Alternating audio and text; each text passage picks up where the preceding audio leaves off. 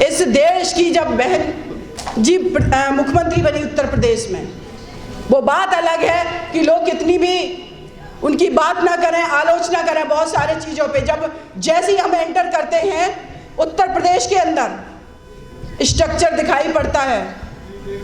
Ambedkar park Lucknow में परिवर्तन चौक बना है, वहाँ पर सिर्फ दलित समाज की मूर्तियाँ नहीं है, वहाँ पर हमारे सारे महापुरुषों की मूर्तियाँ हैं। इतनी हिम्मत किसने जुटाई?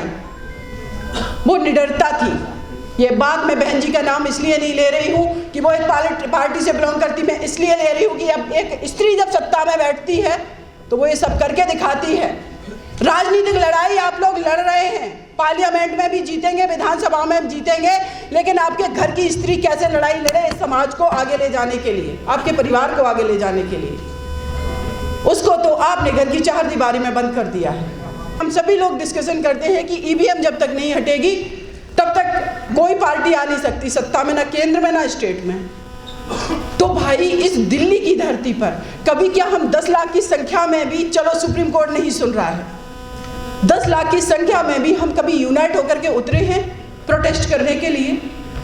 अगर हम डेमोक्रेटिक कंट्री हैं, अगर हमारे भारत का संविधान कहता है we the people of India की बात करता है प्रेम्बल में, तो मैं कहती हूँ कि हमारी जो प्रेम्बल है, हमारा जो भारत का संविधान है, उस संविधान में संविधान को लचीला बनाया बाबा साहब ने कि अगर समय परिवर्तनशील है, अगर चीजें परिवर्तनशील हैं, तो देश की जनता के हाथ में वो पावर दिया है कि आप रोड पर उतरिए, आंदोलन करिए, संविधान में भी परिवर्तन किए जाएंगे।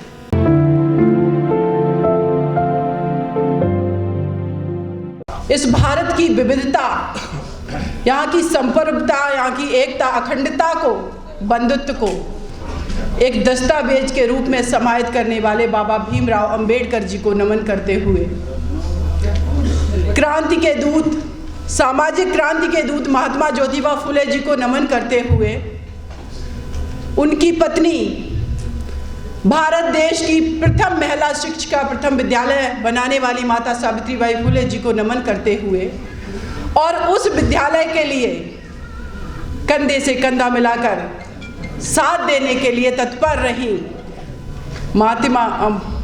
फातिमा शेख, जिन्होंने अपनी जमीन दी, ऐसी माता को नमन करते हुए, तमाम मसीहाओं को नमन करते हुए, जिन्होंने जाति, धर्म, लिंग भेदभाव से ऊपर उठ करके इस भारत को वाकई में एक समृद्ध भारत बनाने के लिए कोशिश की, ऐसे हमारे महापुरुषों को नमन करते हुए आज इस ओबीसी महासभा के तत्वाधान में जिस कार्यक्रम का आयोजन किया जा रहा है वो है माता सावित्रीबाई फुले की जयंती। मैंने अभी बहुत सारे हमारे मंच पर आसीन लोगों को सुना, स्पेशली 3 लोगों को मैंने सुना जो कि महाराष्ट्र से आए हमारे chief guest Chhagan Bhujbal sir, और साथ में ही हमारे 2 और साथियों को सुना जो मंच पर आसीन हैं।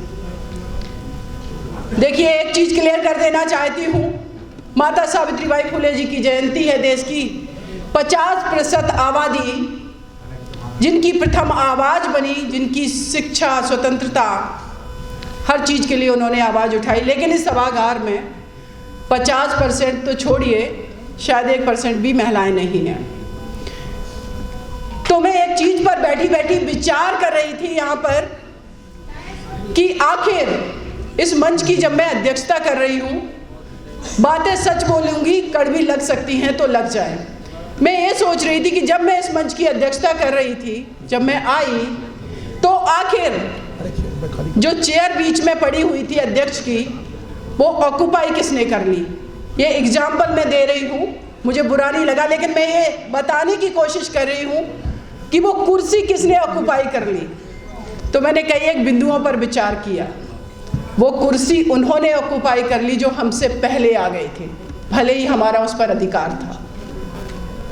वो कुर्सी उन्होंने ऑक्यूपाई कर ली, उस पर विराजमान हो गए, जो सुबह जल्दी उठे होंगे, स्ट्रेटजी बनाई होगी और आकर के बैठ गए होंगे। इस देश के अंदर जितने भी आंदोलन चल रहे हैं, जितना भी सामाजिक ताना बाना स्ट्रक्चर है, तो किसी ने तो ये प्लानिंग पहले कर ली होगी, इसीलिए वो सत्ता में आसीन है। आबादी हम लोगों की ज़्यादा है। इस देश के अंदर करीब 90% आबादी है ओबीसी, एससी, एसटी, माइनॉरिटी की।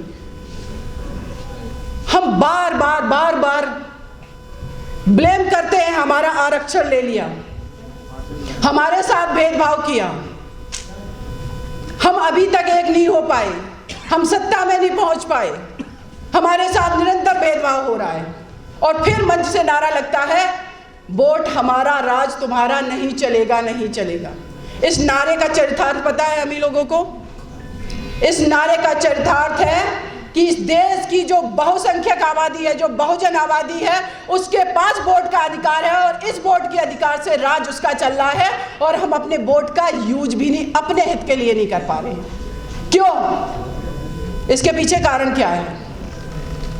मेरा यह मानना है कि वाकई में कोई भी समाज, कोई भी देश, कोई भी परिवार, कोई भी संस्था, 2-3 चीजें अगर उसके अंदर है। नंबर 1 ईमानदारी, नंबर 2 एकजुटता, यूनिटी, नंबर 3 ऑर्गेनाइजेशन आपका, और नंबर 4 है प्लानिंग, उसके बाद उसका इम्प्लीमेंटेशन।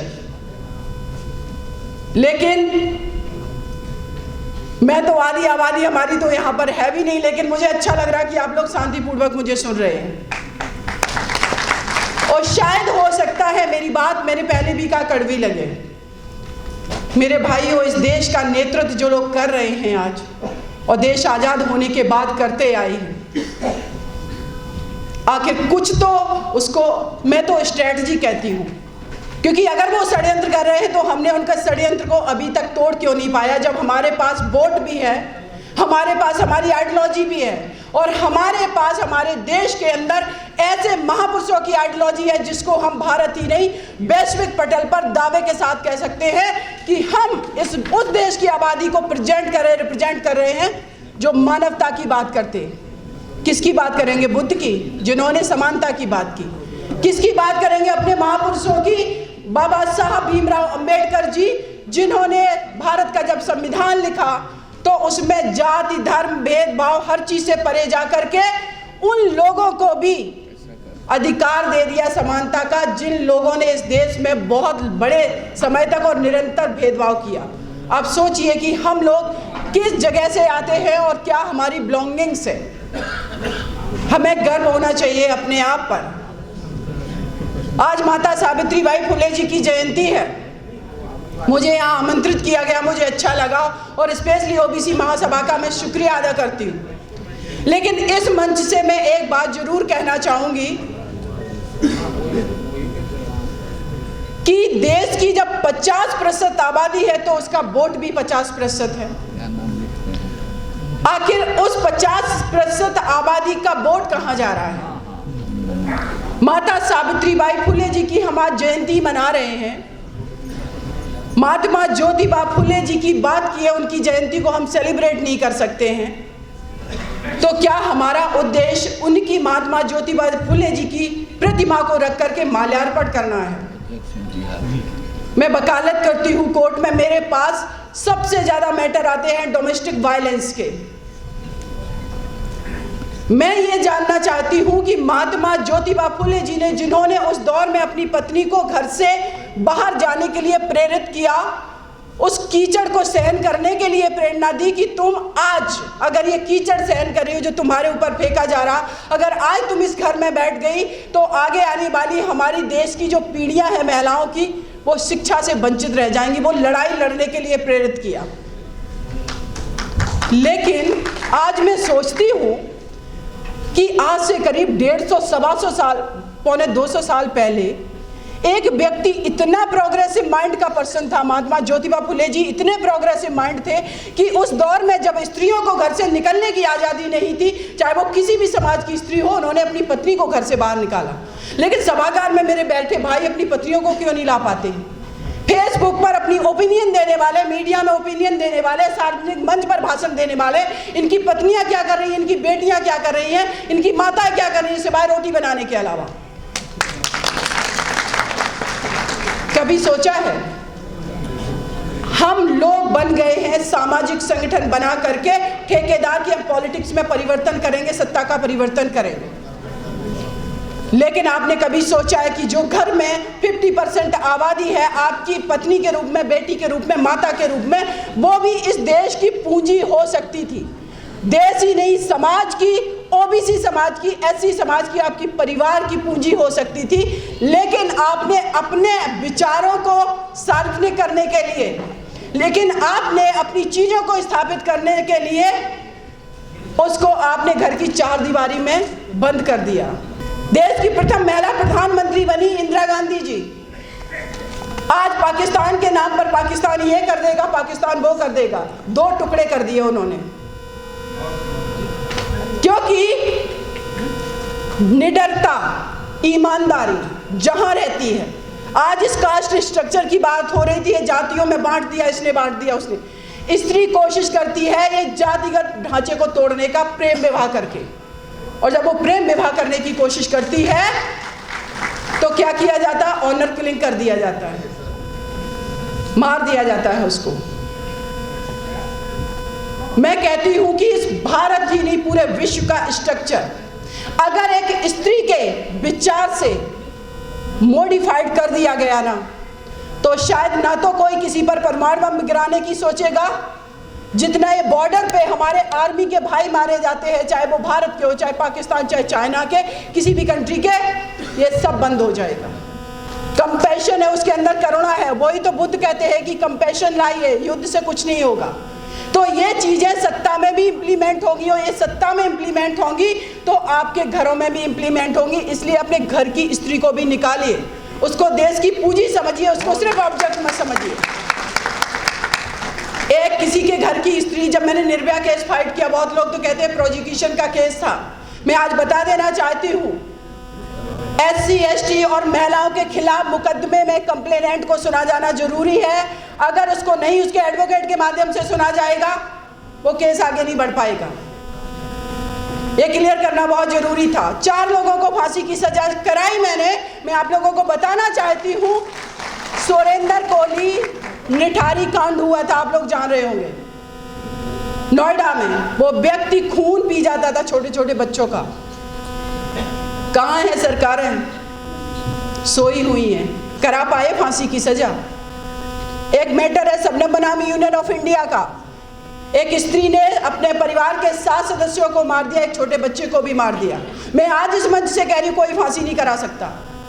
सुरेंद्र कोहली को भी फांसी नहीं होगी। वो लिटिगेशन का पार्ट है, उस पर हम कभी बात करेंगे, क्योंकि डिले के ग्राउंड पर अगर आपने किसी भी प्रिजनर को बहुत दिनों तक जेल में रखा, 12-13 साल तक, वो डिले का ग्राउंड बन जाता, आजीवन कारावास में परिवर्तित हो जाता, आप फांसी नहीं दिला सकते। ऐसे 17 case supreme court of India ने कम्यूट कर दिए आजीवन कारावास में। आपकी ये बहन सिस्टम से लड़ती रही, जुडिशरी से मैंने लड़ाई की, सार्वजनिक मंच पे मैंने बोला, सुप्रीम कोर्ट ऑफ इंडिया ने 18 महीने निर्भया केस पेंडिंग रखा। मैं इनिशिएटिव लेती रही कि आप क्यों नहीं करेंगे। देश के राष्ट्रपति को मैंने बोला कि आप कहते हैं कि महिलाओं के खिलाफ क्राइम ना हो, तो मैं आपसे कहती हूं कि आपके पास जो मर्सी पिटीशन पेंडिंग है 12 साल से, उनको आप डिसीजन लीजिए।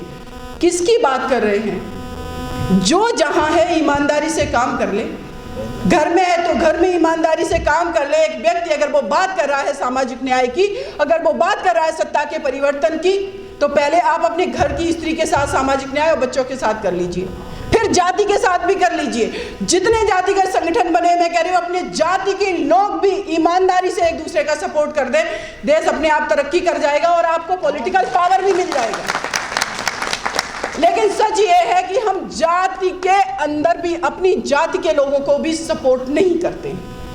पता नहीं, एक हाइपोथेटिकल लड़ाई चल रही है, जो वर्चुअल दुनिया में लड़ाई चल रही है। ये मैं मानती हूँ इन चीज़ों को कि बहुत सारी चीज़ें हुई हैं, इम्प्लीमेंट हुई है बहुत सारी चीज़ों उसका, लेकिन जिस तरीके से हमारी संख्या है, जिस तरीके से हमारी फाइट होनी चाहिए निरंतर, सभी लोग कहते हैं कि बार बार बीजेपी आ जा रही है, बीजेपी आ रही है स्ट्रेटजी के बनाने से,